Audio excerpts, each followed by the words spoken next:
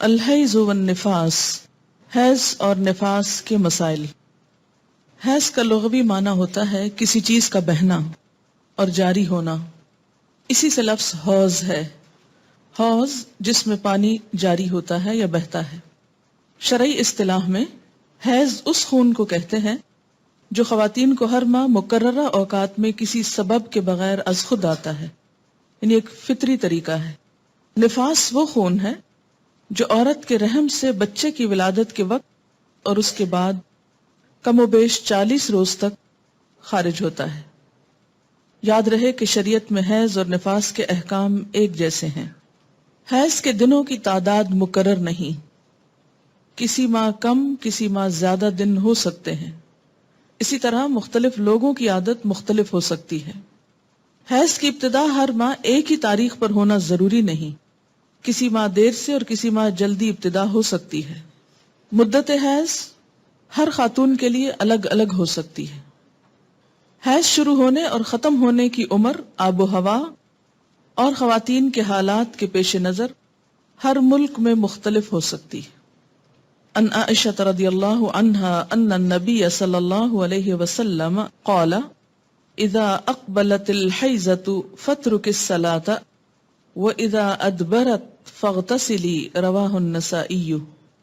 حضرت عائشہ رضی اللہ تعالی عنہا سے روایت ہے کہ نبی اکرم صلی اللہ علیہ وسلم نے فرمایا، جب حیض آئے تو نماز چھوڑ دو، اور جب ختم ہو جائے تو غسل کر لو اور نماز پڑھو۔ اسے نسائی نے روایت کیا ہے۔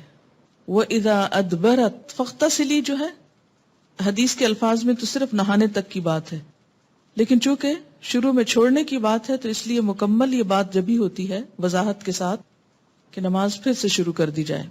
تو اس سے کیا پتہ چلتا ہے؟ جب حیض آئے اور جب ختم ہو جائے۔ تو جب کا مطلب کیا ہے؟ کہ ہر ایک کی عادت مختلف ہو سکتی ہے۔ حالت حیض میں عورت کا جسم اور کپڑے دونوں پاک ہوتے ہیں، یعنی جسم، اس میں کوئی بظاہر ناپاکی نہیں ہوتی۔ مثلا ہاتھ پاک ہے، اگر عورت آٹا گوندنا چاہے تو آٹا ہاتھوں سے ناپاک نہیں ہو جائے گا۔ اگر پانی پیے تو اس کا بچا ہوا پانی ناپاک نہیں ہوگا۔ اگر کسی چیز کو چھو لے تو وہ چیز ناپاک نہیں ہوگی۔ مثلا وہ زمین پہ چل پھر رہی ہے تو زمین دھونے کی ضرورت نہیں۔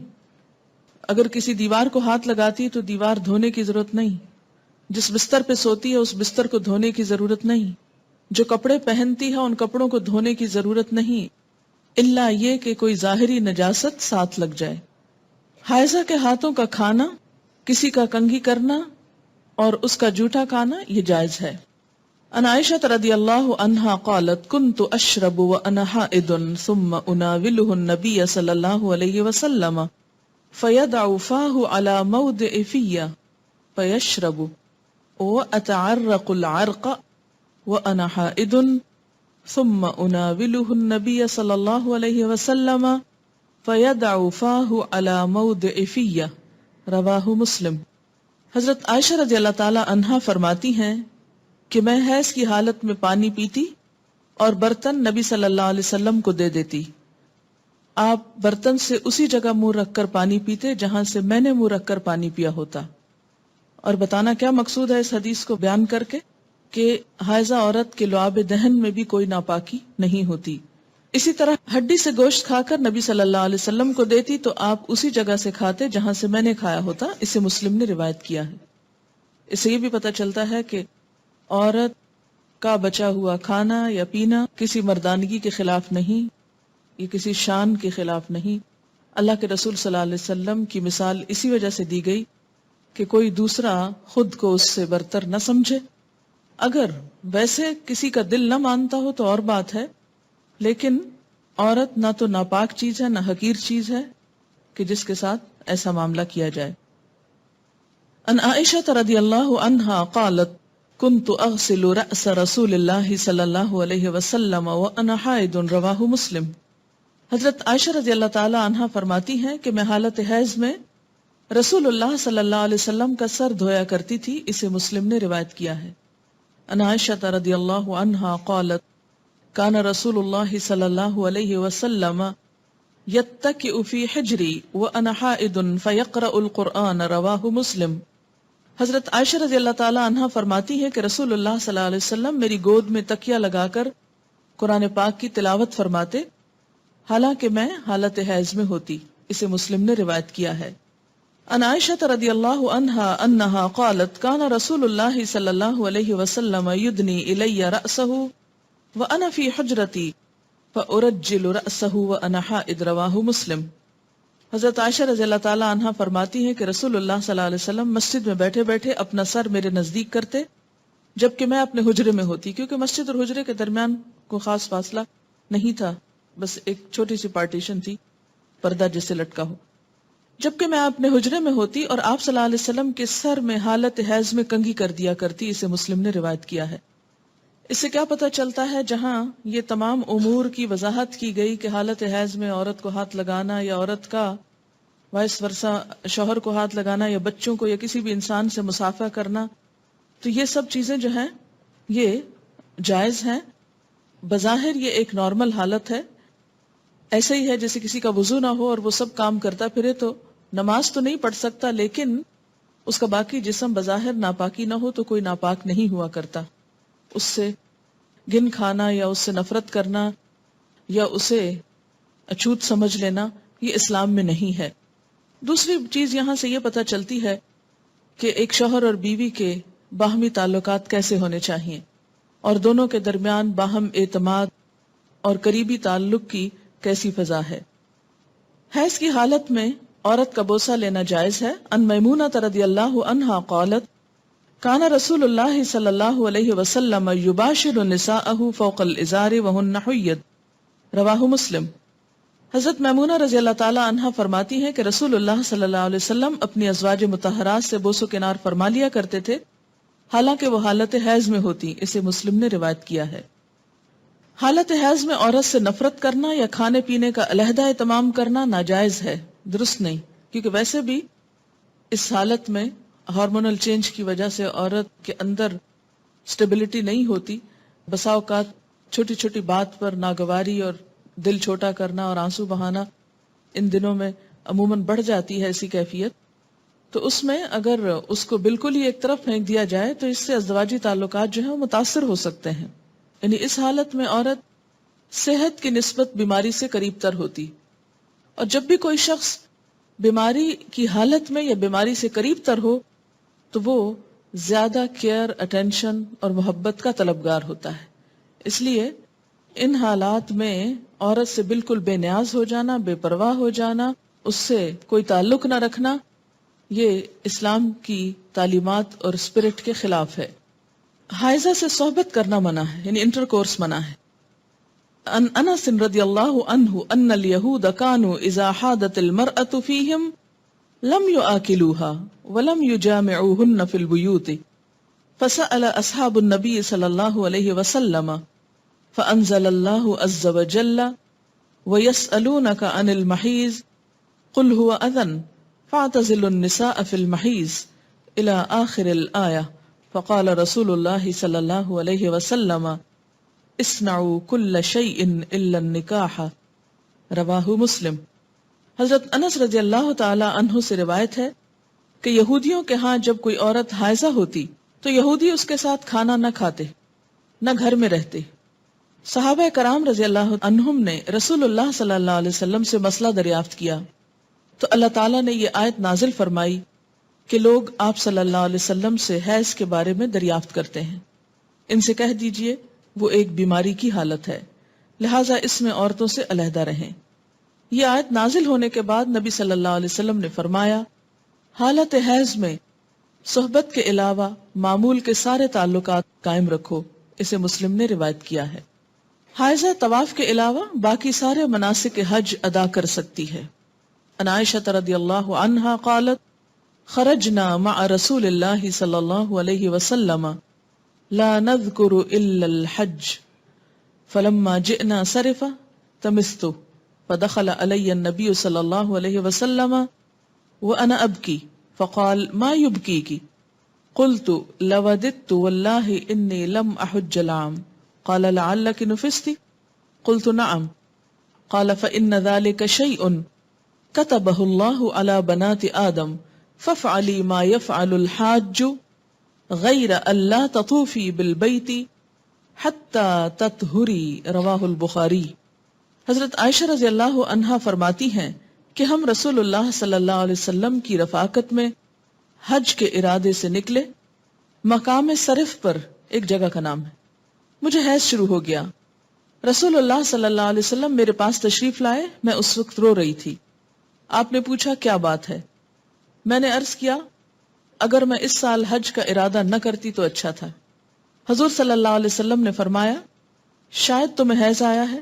میں نے عرض کیا ہاں۔ آپ نے فرمایا یہ ایک ایسی چیز ہے جو اللہ تعالیٰ نے آدم کی بیٹیوں کے لیے لکھ دی ہے، لہذا جب تک پاک نہ ہو جاؤ بیت اللہ شریف کا طواف نہ کرو، باقی سارے مناسک حج ادا کرتی رہو۔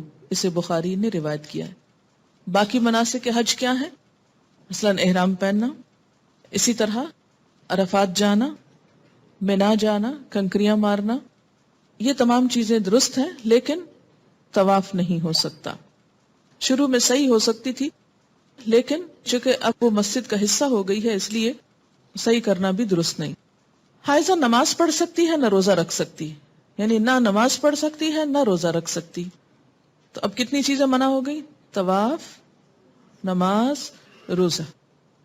حیض شروع ہوتے ہی روزہ ختم ہو جاتا ہے، خواہ سورج غروب ہونے سے ایک لمحہ ہی پہلے کیوں نہ آئے۔ حیض کی وجہ سے روزہ ختم ہونے کے بعد کھانا پینا جائز ہے، البتہ روزہ کی قضا ضروری ہے۔ حائضہ کے لیے روزہ کی قضا ہے، نماز کی نہیں۔ ہمارے یہاں عام طور پر یہ خیال پایا جاتا ہے نا کہ اگر پیریڈز آ بھی جائیں تو روزہ نہیں توڑنا چاہیے اور کچھ کھانا پینا نہیں چاہیے، اس دن کا ہو جاتا ہے۔ یہ خیال غلط ہے۔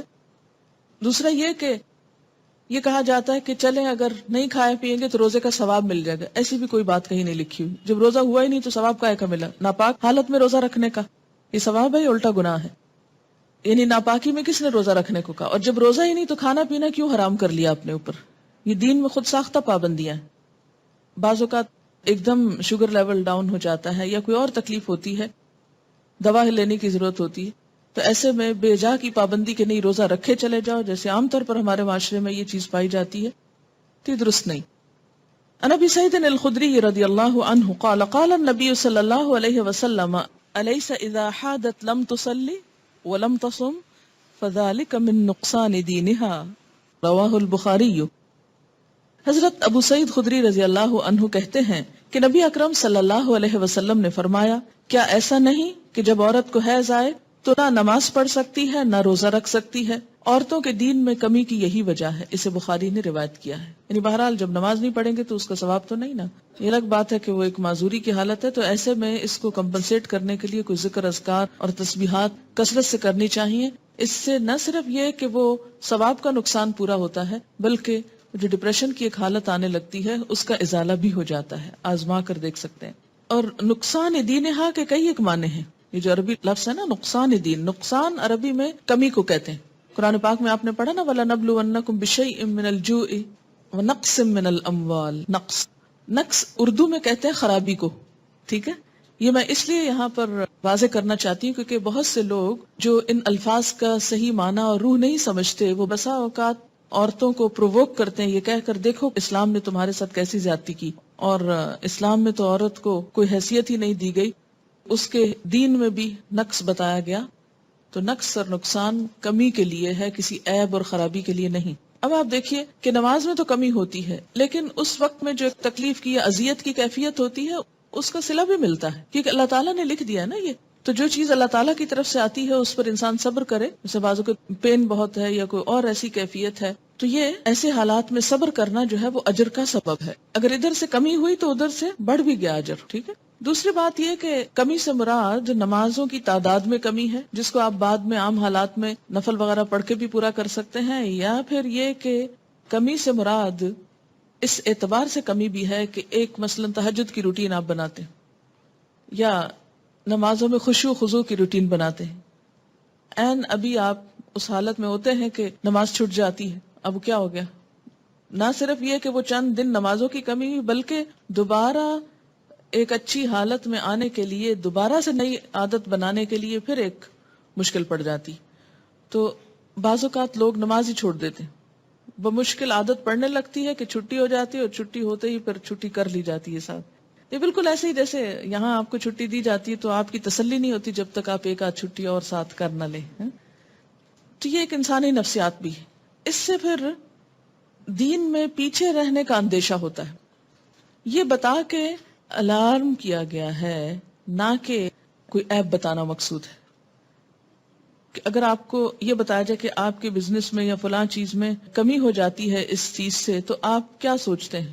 بزنس چھوڑ دوں، کام ہی چھوڑ دوں؟ نہیں، آپ سوچتے ہیں اچھا اس کمی کو پھر اور کہاں سے پورا کروں۔ کسی بھی چیز میں جب کسی بھی چیز کی کمی کا سبب بنتا ہے اور اس کو بتایا جاتا ہے یہ کمی ہونے لگی ہے، مثلا اگر کسی کو بتایا جائے کہ مارکیٹ میں فلاں پروڈکٹ نہیں آ رہی ہے جس کی وجہ سے فلاں فلاں کی سیل پر اثر پڑ جائے گا اور ایک دم کمی ہوگی، بزنس ڈاؤن ہوگا، تو انسان مایوس ہو کے بیٹھ نہیں جاتا بلکہ کچھ اور سٹرگل شروع کرتا ہے کہ کسی اور طریقے سے کمی پوری کی جائے۔ تو یہاں بھی جب یہ بتایا گیا کہ میں نقصان دین ہاں، تو اس کا مطلب یہ ہے کہ اس کمی کو کسی اور طریقے سے پورا کیا جائے، یہ ایک خیرخواہی بھی ہو سکتی ہے۔ اچھا، نماز نہ پڑھنے کا سبب کیا ہے، یا روزہ نہ رکھنے کا، یا مسجد میں نہ جانے کا، یا حج کے دوران طواف نہ کرنے کا؟ تو اس میں آپ دیکھیے کہ طواف بہرحال ایک جسمانی مشقت کا متقاضی ہوتا ہے۔ ایسی حالت میں بسا اوقات ایگزرشن کرنے سے تکلیف بڑھ جاتی ہے۔ صحیح کی جہاں رخصت دی گئی اس کا یہ مطلب ہے کہ لازمی کر لے، اگر کسی میں ہمت ہے تو کر لے، نہیں تو نہیں۔ دوسری بات یہ ہے کہ بسا اوقات بلیڈنگ اتنی زیادہ ہوتی ہے کہ پاک جگہوں کے اندر ناپاکی پھیلنے کا اندیشہ ہوتا ہے، جیسے مسجد میں بیٹھے رہنے سے منع کیا گیا، گزرنے کی بات اور ہے لیکن بیٹھنا، یا پھر یہ ہے کہ طواف کرنا۔ مساجد جو ہیں یہ عبادت کی جگہ ہیں، ٹھیک ہے نا؟ بہت سے لوگ اس سے بڑا اعتراض کرتے ہیں کہ یہ تو عورت کے ساتھ ڈسکریمنیشن ہے کہ وہ مسجد جا ہی نہیں سکتی اس حالت میں، یہ طواف کر ہی نہیں سکتی۔ تو آپ دیکھیے کہ مسجد ہو یا حرم ہو، یہ کس لیے بنایا گیا ہے؟ اس کے بنائے جانے کی وجہ کیا ہے؟ عبادت کی جائے۔ تو جب عبادت ہی نہیں کرنی تو وہاں جانے کا مطلب کیا ہے؟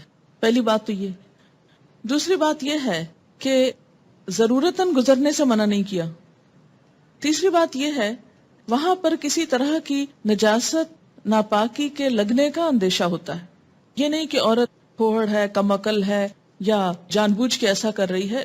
بعض اوقات انکانشیسلی، ان نوئنگلی اور بغیر کسی ایسی کمی کے یا کوتاہی کے حالات ایسے ہو جاتے ہیں کہ انسان کے کنٹرول یا بس سے باہر ہو جاتے ہیں۔ تو ایسی صورت میں احتیاط لازم ہے کہ انسان اگر خود عبادت نہیں کر رہا اور جا بیٹھ کے عبادت کرنے والوں کی جگہ بھی خراب کر کے آ جائے تو یہ کس جگہ کی نیکی ہے، اس لیے روکا گیا ہے۔ اور یہ کسی ڈسکریمنیشن کی بنا پر نہیں ہے، بلکہ باقی لوگوں کا حق محفوظ کرنے کے لیے۔ اسلام میں جہاں ہر ایک کو آزادی دی گئی ہے وہاں وہ آزادی اتنی لمٹس میں ہے کہ دوسرے کی آزادی میں خلل اندازی نہ ہو۔ ہر ایک کے حقوق بھی رکھیں اور فرائض بھی رکھیں، یعنی شتر بے مہار کی طرح ایسی آزادی نہیں کہ آپ جانور کھول دو جس کو چاہے ٹکرے مارے۔ اگر آپ سے کوئی پوچھے کیوں آپ نے کھول رکھے تو آپ کو میں نہیں چاہتا کہ میرا کتا بندھا رہے، میں چاہتا ہوں کہ یہ آزاد رہے۔ لیکن آپ کا کتا تو آزاد رہے مگر دوسروں کی جان اور جسم محفوظ رہے یا نہ رہے۔ تو اسلام ایسی آزادی نہیں دیتا کہ جس سے دوسروں کی آزادی میں خلل پڑے یا دوسروں کی سہولت میں تنگی پڑے۔ بہرحال اسی طرح یہ ہے کہ روزے سے کیوں منع کیا گیا؟ تو جیسے پہلے بھی میں نے عرض کیا کہ یہ حالت صحت کی نسبت بیماری سے قریب تر ہوتی ہے۔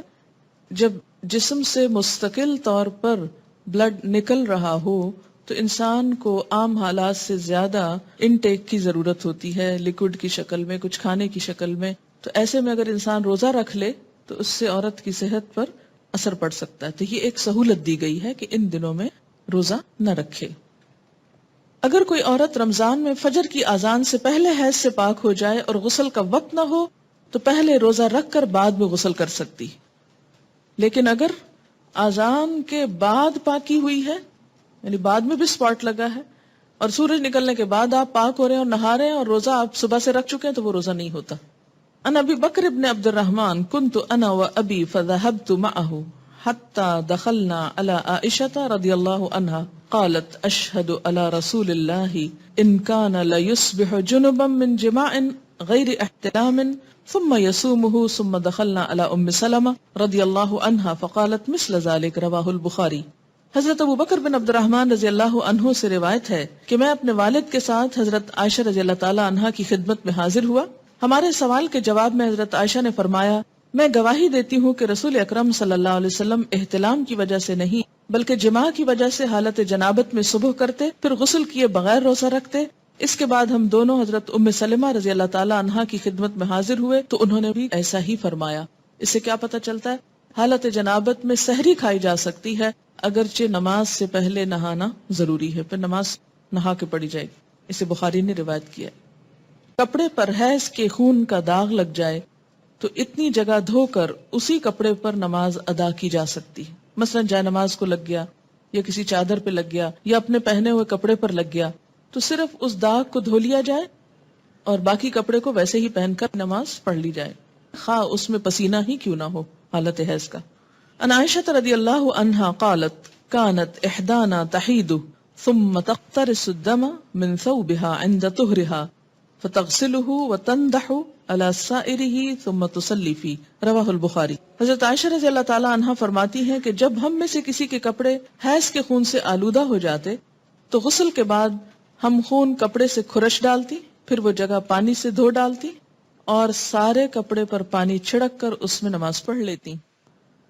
بعض اوقات کلاٹنگ ہوتی ہے نا تو اس لیے اس کو کھرشنے کی بات کی گئی ہے. اور صرف کھرشنا کافی نہیں ہوتا یا مل کے رگڑ کے صاف کرنا کافی نہیں بلکہ اس کو دھونا ضروری ہے. جب سپاٹ والی جگہ دھل جائے، داغ اتر جائے، صاف ہو جائے کپڑا تو باقی کپڑے پر کیا کیا جائے؟ پانی چھڑک کر، یعنی دھونے کی ضرورت نہیں. پانی کس لیے چھڑک کر؟ اس کو فریش کرنے کے لیے، جیسے استری کرتے وقت پانی اسپرینکل کرتے ہیں. اس میں نماز پڑھ لی جائے. اگر پانی اتنا نہ ہو کہ باقی کپڑے پہ چھڑکا جائے تو کوئی بات نہیں، آپ صرف نجاست دھو کر اسی کپڑے کو دوبارہ پہن کر نماز پڑھ سکتے ہیں. اسے بخاری نے روایت کیا ہے. حائضہ کے لیے مسجد میں ٹہرنا جائز نہیں، البتہ گزر سکتی. حالت حیض میں جائے نماز کو ہاتھ لگانا، جائے نماز پر بیٹھنا، ذکر کرنا اور تسبیح اور تحلیل نیز دعا وغیرہ کرنا جائز ہے. یہ بعض اوقات لوگ تسبیح نہیں اٹھاتے یا جائے نماز نہیں اٹھاتے تو یہ بات درست نہیں. ان عائشہ رضی اللہ عنہا قالت قال لی رسول اللہ صلی اللہ علیہ وسلم ناولینی الخمرۃ من المسجد قالت فقلت انی حائض فقال ان حیضتک لیست فی یدک رواہ مسلم. حضرت عائشہ رضی اللہ تعالی عنہا سے روایت ہے کہ رسول اللہ صلی اللہ علیہ وسلم نے مجھے مسجد میں جائے نماز لانے کا حکم دیا، جائے نماز لے کے مسجد آ جاؤ. میں نے عرض کیا میں تو حالت حیض میں ہوں. آپ صلی اللہ علیہ وسلم نے ارشاد فرمایا حیض تیرے ہاتھ میں تو نہیں ہے. اسے مسلم نے روایت کیا ہے. اس سے کیا پتہ چلتا ہے کہ بوقت ضرورت تھوڑی دیر کے لیے آ کے کوئی چیز دے جانا، لے جانا، اٹھا رکھ لینا، اس سے کوئی فرق نہیں پڑتا. ان ام عطیہ رضی اللہ عنہا قالت امرنا ان نخرج الحید یوم العیدین وذوات الخدور فیشہدن جماعت المسلمین ودعوتهم وتعتزل الحید ان مصلاہن متفق علیہ. حضرت ام عطیہ رضی اللہ تعالی عنہا سے روایت ہے کہ رسول اللہ صلی اللہ علیہ وسلم نے حکم دیا کہ دونوں عیدوں کے دن ہم حیض والی اور پردہ نشین یعنی تمام عورتوں کو عیدگاہ لائیں تاکہ وہ مسلمانوں کے ساتھ نماز اور دعا میں شرکت کریں. البتہ حیض والی عورتیں نماز نہ پڑھیں. اسے بخاری اور مسلم نے روایت کیا ہے. تو اس سے کیا پتہ چلتا ہے کہ پیچھے ایک طرف کو بیٹھنا جہاں 5 وقت نماز نہ ہوتی ہو، کیونکہ بسا اوقات مسجد کے کچھ ایریاز ایسے ہوتے ہیں جو صرف عید کے دن استعمال ہوتے ہیں یا کسی بڑی گیدرنگ کے موقع پر، تو ایسے میں ایک کونے میں بیٹھ جانا اس میں حرج نہیں، لیکن مین مصلی والی جگہ پر آ کر بیٹھنا درست نہیں. جیسے باہر کے ملکوں میں اسلامک سینٹرز جو ہیں اور مساجد یہ ساتھ ساتھ ہوتے ہیں. ایک ہال نماز کے لیے استعمال ہوتا ہے، باقی جگہ کلاسز کے لیے استعمال ہوتی ہیں یا لائبریریز ہوتی ہیں یا کمیونٹی ہال ہوتا ہے. تو اس میں وہ جگہ جس پر دن میں 5 دفعہ نماز جماعت سے ہوتی ہو وہاں بس جانا منع ہے، باقی پوری بلڈنگ میں اوپر نیچے گھومنا پھرنا اور بیٹھنا درست ہے. عید کے موقع پر نماز کے لیے سب کو نکلنے کا حکم دیا گیا، جس میں حیض والی اور پردہ نشین عورتوں کو بھی کہا گیا کہ نکلیں، جو کبھی نہیں نکلتی وہ بھی نکلیں تاکہ مسلمانوں کے ساتھ نماز اور دعا میں شرکت کریں. البتہ حیض والی عورتیں نماز نہ پڑھیں. تو اس سے کیا پتہ چلتا ہے کہ عیدگاہ تک جانا، وہاں بیٹھنا اور دعا میں شریک ہونا ایسی عورتوں کے لیے بھی جائز ہے. حیض کا خون نہ لگے تو حائضہ کے کپڑے پاک رہتے ہیں جنہیں دھوئے بغیر نماز پڑھی جا سکتی. حائضہ کا دوپٹہ یا چادر اوڑھ کر دوسری عورت نماز پڑھ سکتی ہے۔ ان میمونہ رضی اللہ عنہا قالت کان رسول اللہ صلی اللہ علیہ وسلم یصلی فی مرط بعدہ علی و بعدہ علیہ وانا حائض، متفق علیہ۔ حضرت میمونہ رضی اللہ عنہا فرماتی ہیں کہ رسول اللہ صلی اللہ علیہ وسلم جس چادر میں نماز پڑھتے اس چادر کا ایک حصہ مجھ پر اور ایک حصہ آپ پر ہوتا اور میں حالت حیض میں ہوتی۔ اسے بخاری اور مسلم نے روایت کیا ہے، یعنی ایک ہی چادر شیئر کرتے تھے۔ اور اس وقت جب کہ حضرت میمونہ حیض کی حالت میں ہوتی تو اس سے کیا پتہ چلتا ہے کہ ایسا کپڑا جو کسی حائضہ عورت کا ہو اس میں نماز ادا کرنا درست ہے۔ مثلاً بعض اوقات آپ جیسے عید کے موقع پر اچھے کپڑے پہنتے ہیں، کسی شادی وغیرہ کے موقع پر بعد میں دوبارہ ان کو پہننے کا موقع آتا ہے تو ان کو پہن کر نماز بھی ادا کر سکتے ہیں، اس میں کوئی حرج نہیں، صرف یہ کہ نجاست نہ ہو۔ حیض سے پاکیزگی حاصل کرنے کے بعد اگر خاکی یعنی براؤن یا زرد یعنی یلوش پانی خارج ہو تو دوبارہ غسل کرنے کی ضرورت نہیں۔ ان ام عطیہ رضی اللہ عنہا قالت کننا لا نعد القدرۃ والصفرۃ بعد الطہر شیئا، رواہ ابو داود۔ حضرت ام عطیہ رضی اللہ عنہا فرماتی ہیں حیض سے پاکیزگی حاصل کرنے کے بعد خاکی یا زرد رنگ کے پانی کو ہم کوئی اہمیت نہیں دیتی تھی، اسے ابو داود نے روایت کیا۔ یعنی آپ اپنے مقررہ ایام پر پاک ہو گئی، نہائی، نماز پڑھی، اور پھر کچھ گھنٹے گزرنے کے بعد یوں معلوم ہوا کہ یلوش ڈسچارج پھر ہوا ہے تو اس کو کنسیڈر کرنے کی ضرورت نہیں، اب دوبارہ نہانے کے لیے زحمت نہ کرے۔ حیض سے پاکیزگی حاصل کرنے کے لیے بے جا اجلت اور بے جا تاخیر دونوں سے کام نہیں لینا چاہیے۔ بے جا اجلت کا کیا مطلب ہے کہ انڈیو جلدی، یعنی ہے کب پاک ہوں گی، کہیں نماز نہ چلی جائے، کہیں روزہ نہ چلا جائے، اچھا نہا لیے، پھر دیکھا کہ ابھی تو نہیں پاک ہوئے، پھر نماز چھوڑ دی، پھر روزہ توڑ دیا، پھر نہا لیے، تو یہ کھیل نہیں بنانا چاہیے اس کو۔ اسی طرح بے جا تاخیر کے پاک بھی ہو چکے ہیں لیکن نہائی نہیں رہے، محض سستی کے مارے کہ اچھا ایک دو نمازیں اور چھوڑ لیں، آرام کر لیں، تو ایسا نہیں کرنا چاہیے۔ غسل حیض میں تاخیر ہونے پر قضا نمازیں ادا کرنا چاہیے، یعنی اگر کسی وجہ سے پانی ختم ہے، پانی نہیں ہے، یا کئی سفر کی حالت میں ہے کہ ٹائم پہ نہیں پہنچے آپ کہ نہا سکیں، یا کوئی وجہ بن گئی، یعنی جان بوجھ کے نہیں، ہو گیا ایسے، تو پھر کیا ہے جب نہا چکے تو پچھلی نماز لوٹائیں۔ کن النساء یبعثن الی عائشہ رضی اللہ عنہا بالدرجۃ فیہا القرص فیہا الصفرہ فتقول لا تعجلن حتی ترین القصۃ البیضاء ترید بذلک الطہر من الحیضۃ، رواہ البخاری۔ خواتین رسول اللہ صلی اللہ علیہ وسلم کی زوجہ محترمہ سیدہ عائشہ رضی اللہ تعالی عنہا کے پاس ڈبیا میں روئی رکھ کر بھیجتی جس میں ابھی کچھ زردی باقی ہوتی، تو حضرت عائشہ فرماتی جب تک صاف شفاف پانی نہ دیکھ لو اس وقت تک طہر حاصل کرنے کے لیے جلدی سے کام نہ لیا کرو، یعنی جب تک بالکل صاف نہ ہو جائے انسان اس وقت تک نہانے میں جلدی نہیں کرنی چاہیے۔ سیدہ عائشہ رضی اللہ تعالی عنہا کی مراد حیض سے طہارت حاصل کرنا ہوتی تھی۔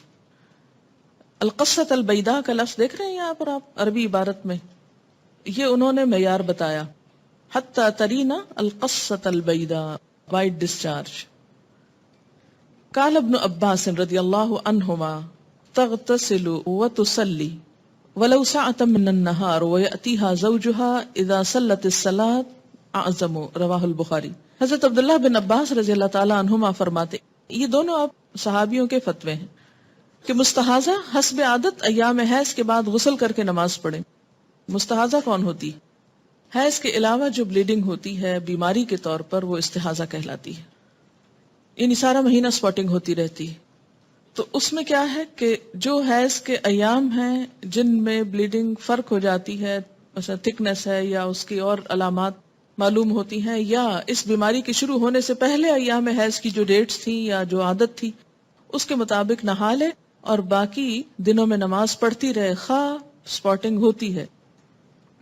حضرت عبداللہ بن عباس فرماتے ہیں کہ مستحاضہ غسل کر کے نماز پڑھے خواہ ان کی ایک گھڑی باقی ہو، مثلا سورج غروب ہونے میں 5 منٹ ہے اور اب وہ نہا کر نکلی تو پڑھے اثر۔ جب عورت نماز ادا کر چکے تو پھر شوہر اپنی بیوی سے صحبت کر سکتا ہے کیونکہ نماز افضل ہے، اسے بخاری نے روایت کیا ہے۔ حائضہ پاکیزگی کی حالت میں جس نماز کے اول یا آخر وقت میں سے ایک مکمل رکعت ادا کرنے کا وقت پالے اس وقت کی قضا نماز اسے ادا کرنی چاہیے۔ مثلا ظہر کی اذان ہو چکی، آدھا گھنٹہ گزر گیا، آپ نماز پڑھنے جا رہے تھے، پتہ چلا پیریڈز ہو گئے، اب نماز تو نہیں پڑھ سکتے، لیکن چونکہ وقت نماز کا داخل ہو چکا تھا اس لیے یہ نماز آپ کی ذمہ ہو گئی.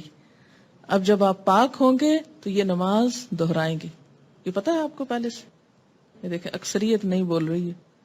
اس سے اندازہ کریں کہ ہم اپنے دین کے فرائض کو کس حد تک جانتے ہیں اور ہمارے بڑوں نے ہم کو کیا بتایا. اور اگر ایسی باتیں کلاس میں کی جائیں تو پھر یہ شرم و حیا کے خلاف. دیکھیں کہ یہ مسائل پڑھائے اس لیے جاتے ہیں کہ انسان فرائض میں کوتاہی نہ کرے، کیونکہ فرائض کی پوچھ ہے قیامت کے دن. اور اسی طرح اگر عصر کا وقت مثلا ختم ہونے سے آدھا گھنٹہ پہلے پاکی حاصل کی، اب نہانے میں 20 منٹ لگ گئے، 10 منٹ باقی ہیں، اور جتنی دیر میں مصلی بچھایا مغرب کی نماز ہو گئی. بعض اوقات ایسا نا سردی ہوتی ہے، دروازے بند کرتے جائے نماز بچھاتے کرتے ٹائم ہو جاتا ہے، اتنے میں اذان ہوگی. اب مغرب پڑھ کے کیا کرے؟ عصر قضا پڑھے. عن ابی ہریرہ قال قال رسول اللہ صلی اللہ علیہ وسلم اذا جئتم الى الصلاة ونحن سجود فاسجدوا ولا تعدوها شيئا ومن ادرک الرکعة فقد ادرک الصلاة رواہ ابو داود. حضرت ابو ہریرہ رضی اللہ عنہ کہتے ہیں کہ رسول اللہ صلی اللہ علیہ وسلم نے فرمایا جب تم نماز کے لیے آؤ اور ہم سجدہ میں ہو تو تم بھی سجدے میں شامل ہو جاؤ اور اس کو رکعت شمار نہ کرو. البتہ جس نے ایک رکعت جماعت کے ساتھ پالی اس نے پوری جماعت کا ثواب پا لیا. اسے ابو داؤد نے روایت کیا ہے. نماز کا اول وقت پانے سے مراد یہ ہے کہ اگر ایک عورت سورج غروب ہونے کے اتنی دیر بعد حائضہ ہوتی ہے کہ نماز مغرب کی ایک رکعت ادا کر سکے، اسے حیض ختم ہونے کے بعد اس نماز مغرب کی قضا ادا کرنی چاہیے. آخر وقت پانے سے مراد یہ ہے کہ اگر ایک عورت سورج طلوع ہونے سے اتنی دیر پہلے پاک ہوتی ہے کہ وہ نماز فجر کی ایک رکعت پڑھ سکے تو اسے وہ نماز فجر ادا کرنی چاہیے.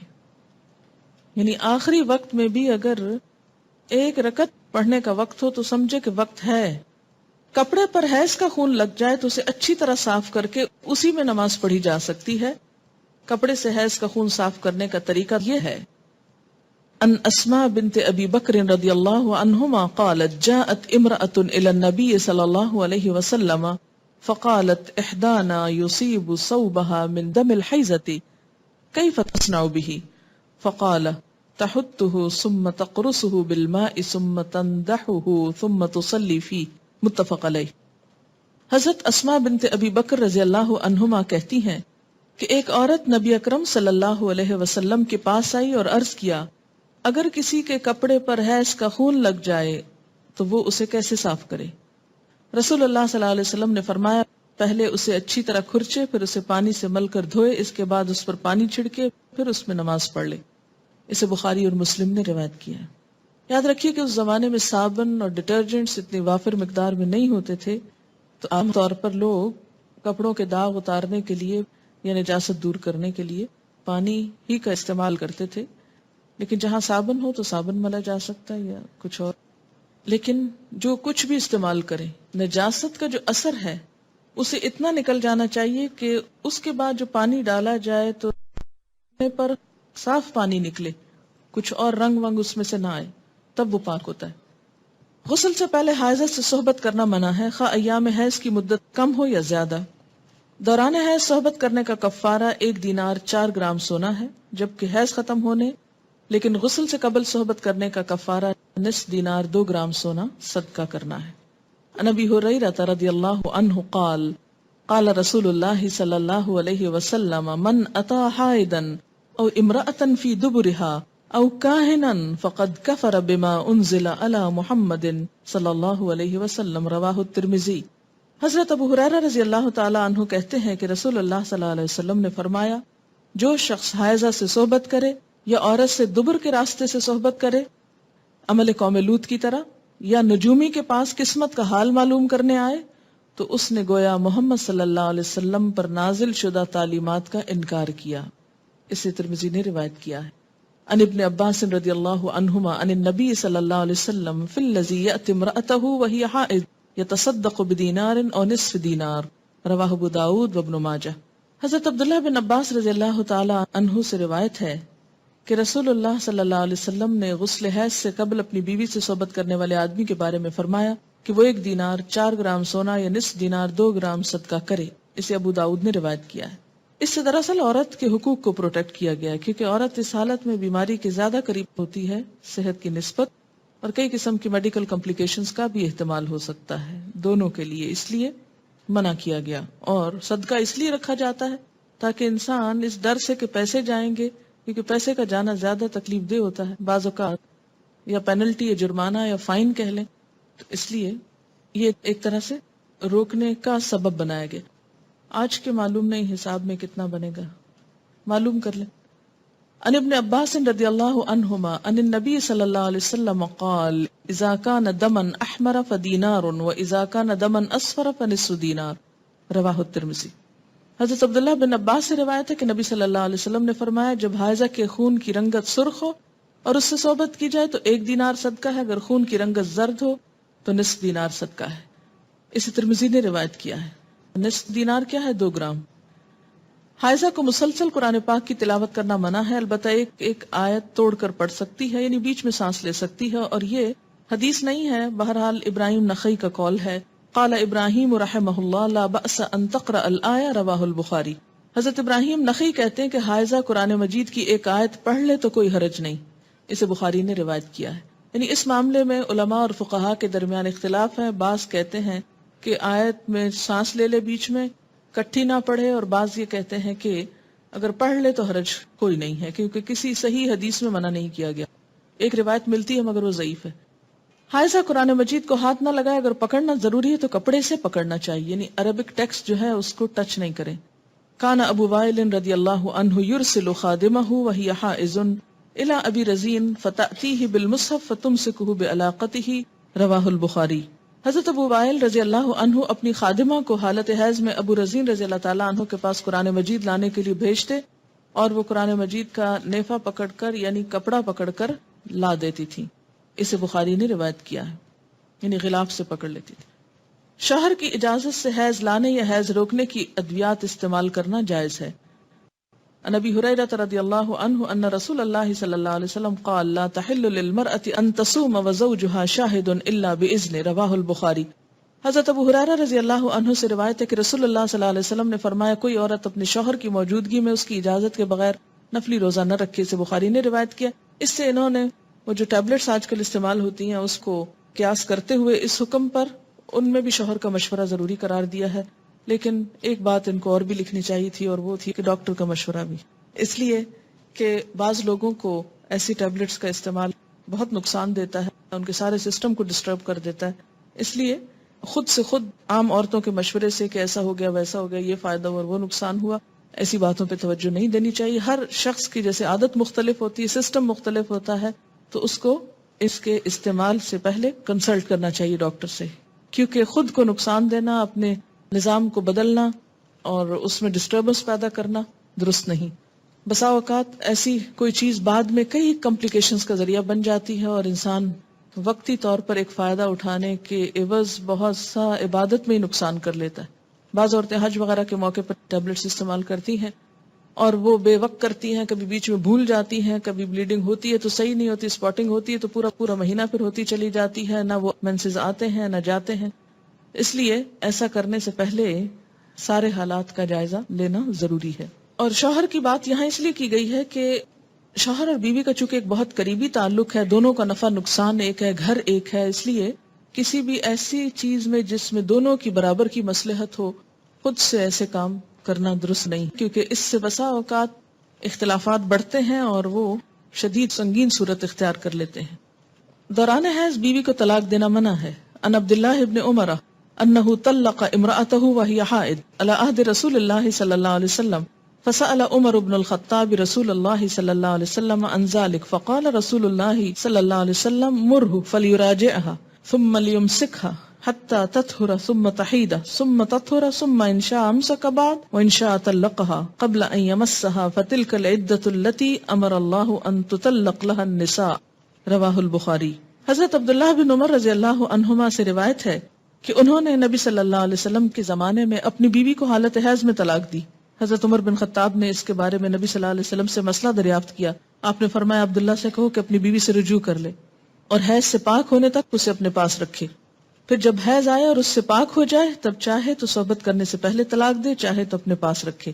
یہی مطلب ہے اللہ تعالیٰ کے اس حکم کا کہ عورتوں کو ان کی عدت پر طلاق دو.